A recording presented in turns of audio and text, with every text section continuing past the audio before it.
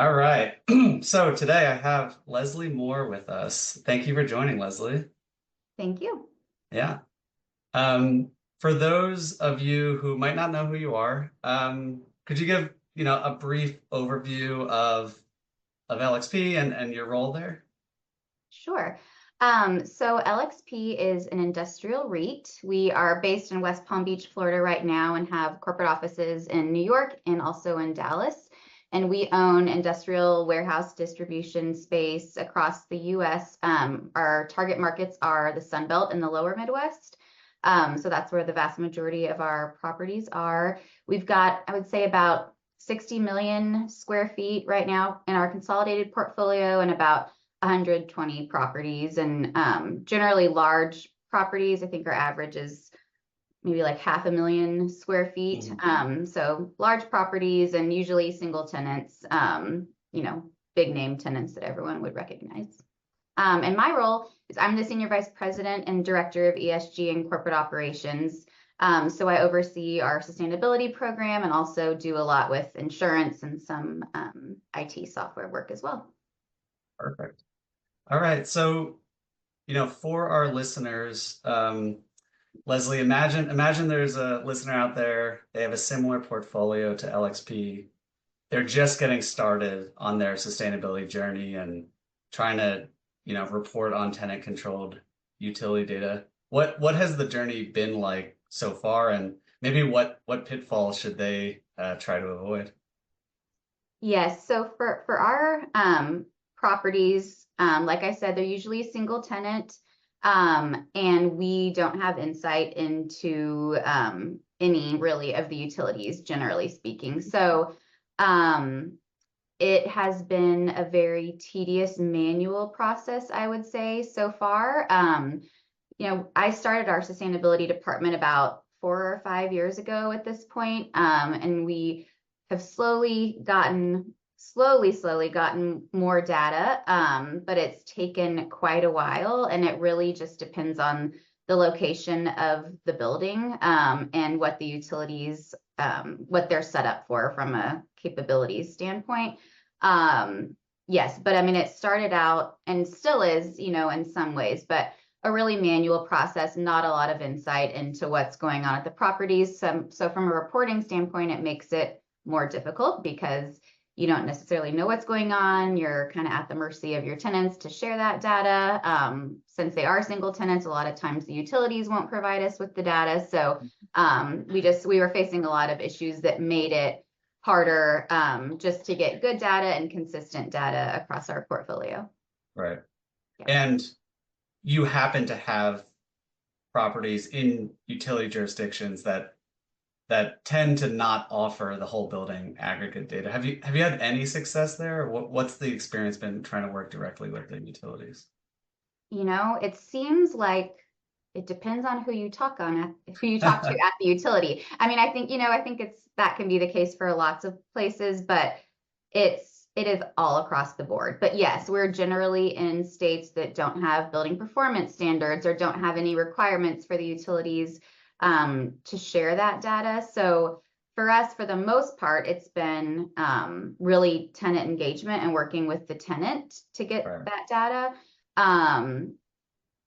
But yes, I mean, the utilities, it's like, you could talk to one person one day and they say this, or that, talk to someone else the next day and you get a little bit of a different explanation, but it really varies. But we do have some, I mean, Georgia Power, we have some that will do a direct feed, but you have to have authorization from the tenant and you have to find the right person that can sign the authorization. So it can tend to be a very lengthy, time-consuming process, even just to track down where there is that capability to provide data. Totally.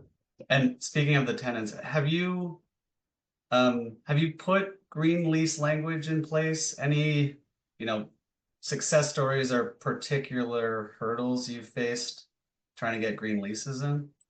Yes, we've actually been really successful getting that provision in our leases. So we just standard operating for us is that every time we've got a new lease or an amendment, we try to insert that language if it doesn't already exist. Mhm. I would say it's been fairly easy to get that language in. I think tenants have gotten to the point where they're not surprised to see it. It's been years now that most landlords, I assume, are asking for it.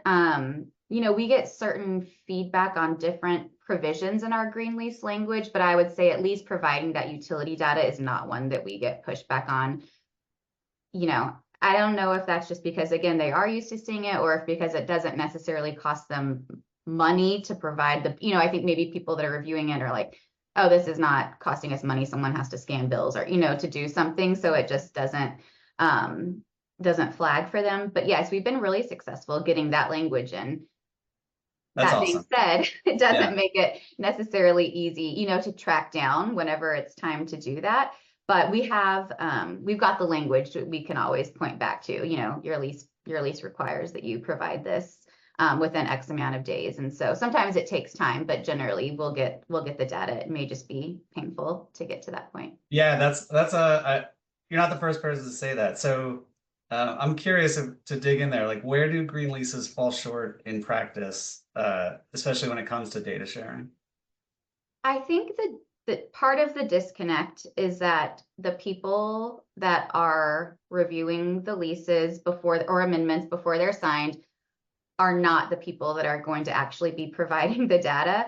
Right. And I think it just doesn't flag as that important of a provision up front necessarily for the tenant, so it's not something, generally speaking, a landlord is not going to put you in default because you're not providing utility data, even though your lease requires it, So I think that it gets approved generally easily, but then when you're going to the operations people and asking them, and depending how their systems are set up too, some it's easy and they can just give you this export that they already have, but some literally are scanning in Right. their actual invoice copies and these huge corporations, and then it's like, who has this? Is it the guy or gal on the ground at the building that has it? Is it this department here?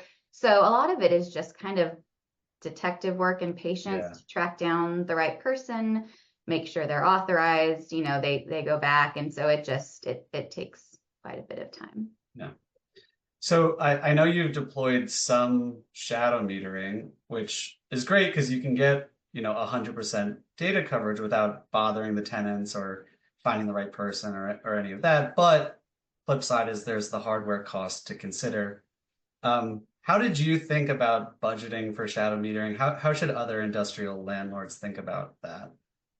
The process itself, I would say, it's been very smooth, and I'm glad I have that under my belt now. Mhm. Um, from the leasing perspective, that's something that our standard lease language says, that we have the right to install smart meters at the tenant's expense. Mhm. Because we do view it as an amenity for the tenant too. They've got, insight into their usage and how they can reduce their operating expenses, and helps them in that way, much more than like their standard utility bill or an export they can get from their utility. So that is something that gets negotiated. Sometimes it just depends. So we've got our standard clause, and that gets in maybe like a third of the time, I would say, and then maybe a third of the time it says we can install smart meters, but it can't, have a large impact on, what they're spending on sustainability.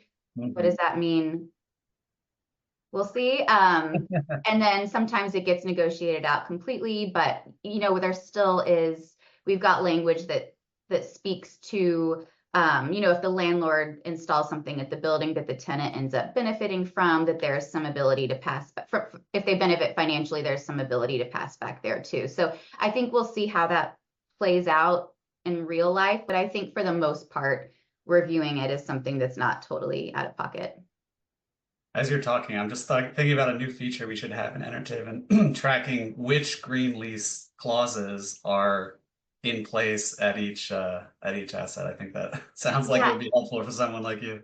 it would be, and it's interesting too, because like I said, we've got really large, sophisticated tenants, so our leases are pretty heavily negotiated. So Mhm. yes, we know what our standard clause is, obviously, but a lot of times we're not using our form lease. depending Right. on when we acquire the property, or it gets heavily negotiated, so that can change with all the different lease iterations. So it's something we have to go back each time to see what it says to Right. make sure that Right. we've got it correct.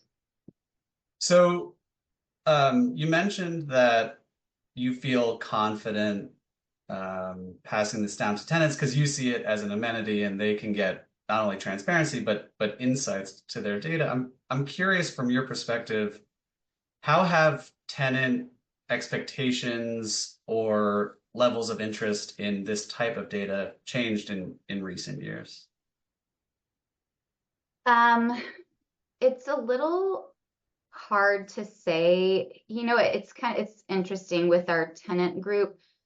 A lot of the larger tenants, who is the majority of our tenants, have their own programs and may be doing this, on their own in some way. And then we've got a decent chunk that may not even know what is a shadow meter, and Right. like how would it be a benefit to me? So I'm thinking more of, the large tenants that have lofty goals and targets that they're working toward will use it, I think, in a different way to really like drive down emissions and to make efficiencies, whereas a tenant that maybe a smaller, regional distributor or something may not think of it in that way. They may think of it more as, oh, I can save $1,000, if I do this during this time. So I think it'll be interesting to see just how different tenants use it to their benefit, and that'll play out as we roll out more across the portfolio.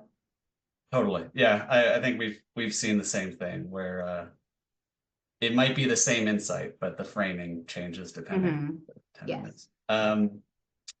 So taking one step back from specifically shadow metering, I'm curious about your um, tenant engagement successes and challenges so far. How, you know, again, imagine one of your peers is just starting their sustainability journey. Um, how have you had success engaging tenants, and what mistakes could be avoided along the way in terms of tenant engagement? Yeah, I think a big part of it that I've learned just comes down to finding the right person, which Mhm. I assume this will be the answer for a lot of people. But there's so many different roles at these large companies. And like I said earlier, the guy or gal working in the warehouse is probably not the one that's overseeing the sustainability program, and probably also not the one making the lease decisions internally. So there's um, finding the right person is really important. And I would encourage people to do some digging. Like internet sleuthing, I think has helped me in so many ways, because a lot of times, internally people may not have the same priorities as I do. So, if I'm asking someone, oh, can you reach out to this tenant to ask about this? And they don't get a response, and then okay, that's the end of it kind of. But be taking the extra effort and doing some research. I mean, like I said earlier, large tenants, like more than likely they're going to have some sort of sustainability something on their website. They may have a corporate responsibility report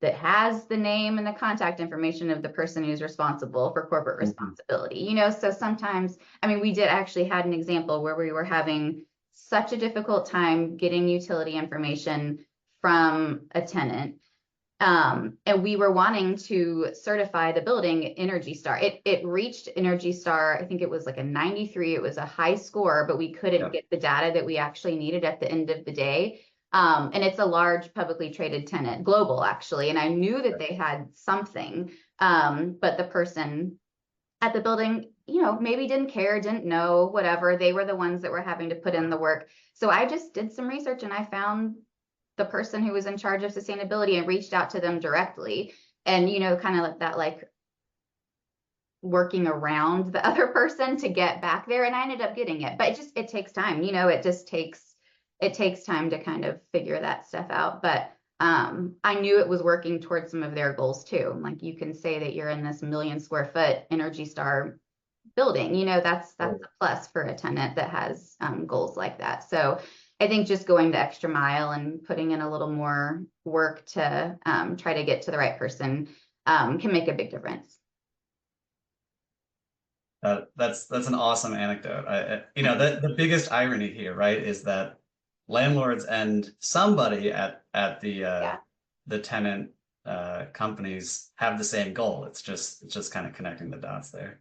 Yeah. Um, have did that when you were able to do that, did that kind of shift the conversation from, like compliance and reporting to, like let's actually deliver value and drive some actual change here?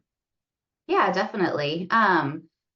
It um it opens up it opens up a new kind of channel for communication with the tenants, which I think is always good. I think as many touch points as you can get and as much feedback into what's important, because I like, again, the person on the ground may not be the one negotiating the leases or saying that, this building is important because of XYZ, but just having more contact and more communication, I think is just always going to be a benefit, to show that you're working together and trying to provide them value in different ways, maybe than people think of like obvious value, with a tenant at a building. So yes, I definitely think so. And we do, periodic tenant surveys, and I've, um,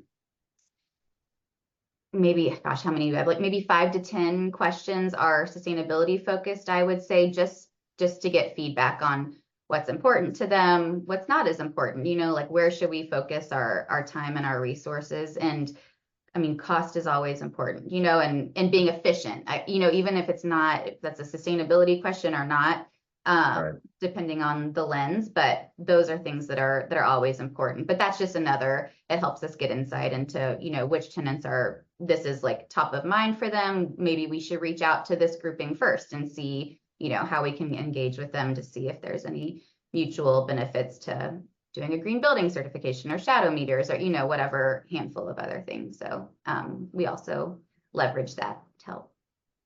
I'm curious, in those surveys, have you noticed any changes in the responses year over year? um I would say they stay pretty consistent. I mean, efficiency, I would say there's been an increase. Just we haven't been doing them, it's been maybe 4 or 5 years.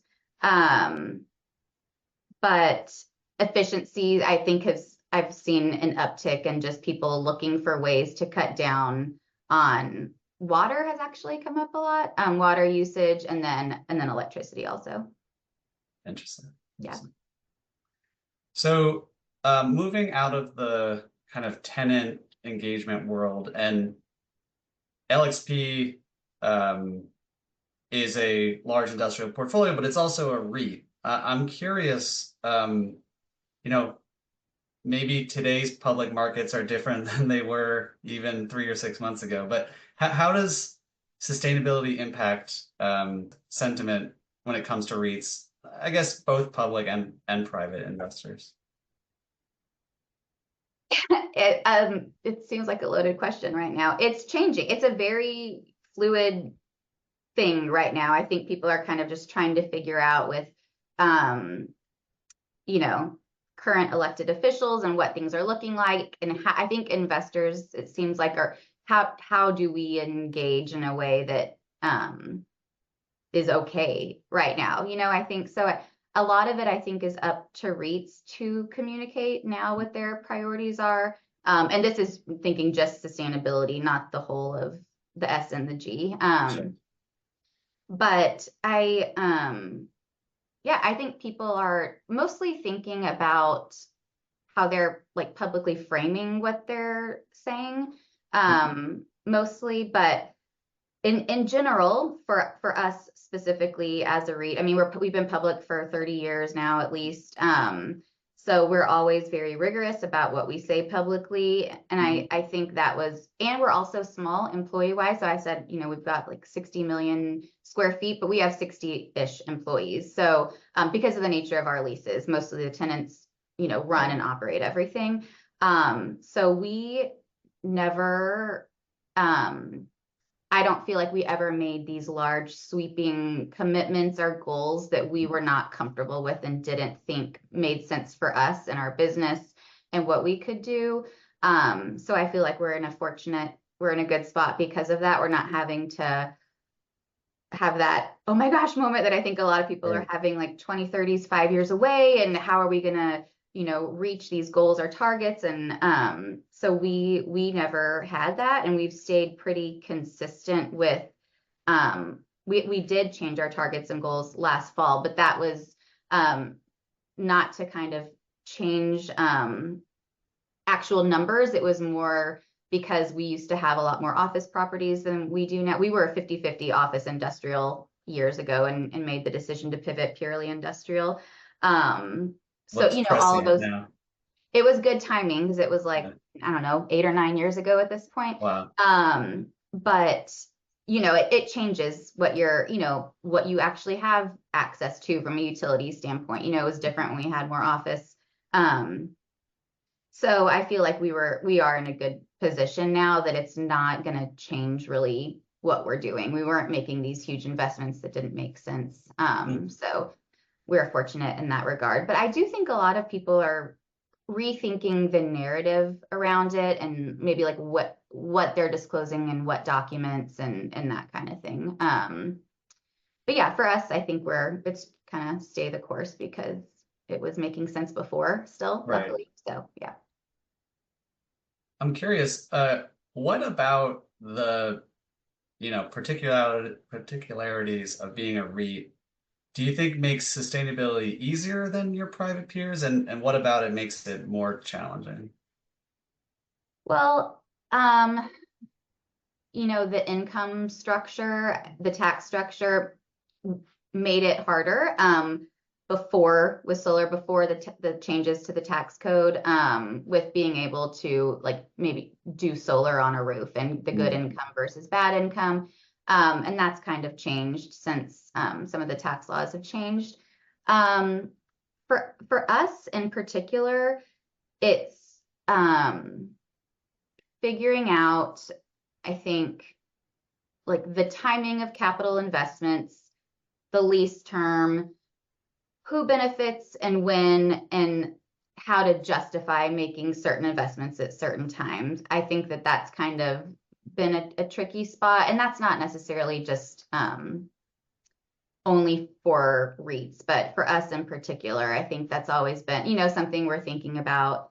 And how can you get the benefit for that now, and maybe like how the next tenant will think about that. Like industrial lease terms have changed so much from when I first started to Mm. now, and they fluctuated and everyone wanted shorter, and now it's a little bit longer. And like kind of being able to track that and to think about investing in properties is just kind of an interesting, it's been interesting to see.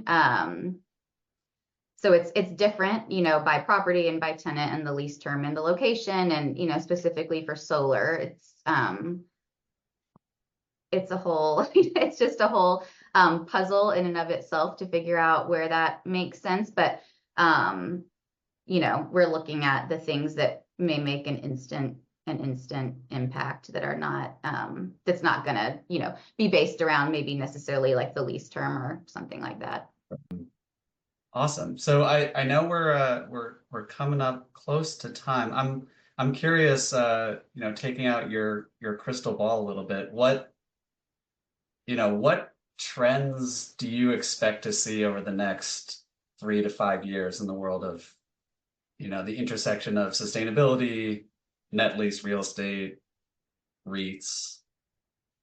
Oh, um, I mean, I think just going back to energy, a lot of it's going to center around energy, with just changes in manufacturing. And I think, you with Trump, like the number of manufacturing deals he's like that have happened even in the last like month or two, with all of these companies making these big commitments to invest in manufacturing and all of this stuff in the US. I think energy is just going to become more and more important, and how to find it and where it makes sense for data centers to go, and the manufacturing plants, and how are they, how is the grid going to keep up with the demands? And It's something that I've been thinking a lot about. I'm not the only Mhm. one, but there's so much information out there, and I think it's super interesting, but also, um, I just don't know. Like it's so fascinating to me, but the different utilities in different states and how they're handling it and like what that means for the kind of business that they can attract. And then what does it mean for existing customers? Like what does it mean for their rates and for the reliability again to that point. So I think it's really interesting just to see kind of the creative things that people are doing with different power sources and thinking through, how they're going to ensure power for their operations. So we'll see.